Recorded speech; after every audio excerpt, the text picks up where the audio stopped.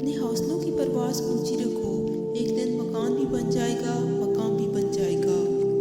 معاشرے کے بدترین لوگ وہ ہیں جو کمزور کی غلطی پر شور مچاتے ہیں، طاقتور کی غلطی پر مجرمانہ خاموشی اختیار کرتے ہیں۔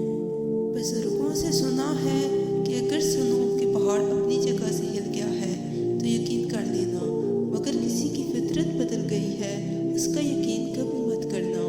عادات بدل سکتی ہیں، فطرت نہیں۔ جھوٹ کبھی عزت نہیں پاتا، چاہے اس کی پیشانی پر چاند نمودار ہو جائے۔ سچ کبھی ذلیل نہیں ہوتا، چاہے سارا زمانہ اس پر کہکے لگائے۔ جو حق کو چھوڑ کر عزت کا طلبگار ہوتا ہے وہ ذلیل ہو کر رہتا ہے، اور جو حق کے ساتھ دشمنی رکھتا ہے ذلت اس کا ہمیشہ کے لیے مقدر بن جاتی ہے۔ پرندہ اپنے پاؤں اور انسان اپنی زبان کی وجہ سے جال میں پھنستا ہے۔ گفتگو میں نرمی اختیار کرو، کیونکہ لہجے کا اثر الفاظ سے زیادہ ہوتا ہے۔ راستہ ایک ہی تھا، فرعون ڈوب گیا، موسیٰ علیہ السلام گزر گئے۔ یقین اللہ پر رکھو، راستے پر نہیں۔ لوہا کبھی خراب نہیں ہوتا، وہ ہمیشہ اپنے ہی زنگ سے برباد ہوتا ہے۔ اسی طرح انسان کو کوئی برباد نہیں کر سکتا، اس کی سوچ اور دوسروں سے امیدیں ہی اسے برباد کرتی ہیں۔ اللہ جن کے دلوں میں محبت ڈالتا ہے ان میں باطل میں جھانکنے کی نظر بھی عطا کرتا ہے۔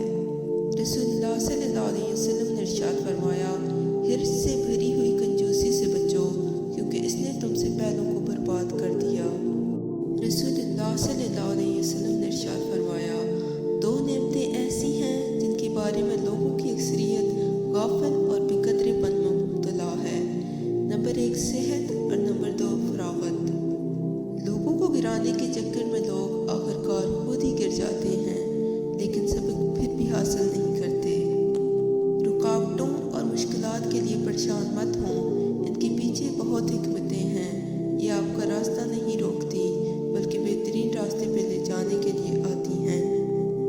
جب تم بند دروازوں پر راضی رہنا سیکھ لیتے ہو تب اللہ تمہارے لیے معجزوں کے دروازے کھولتا ہے۔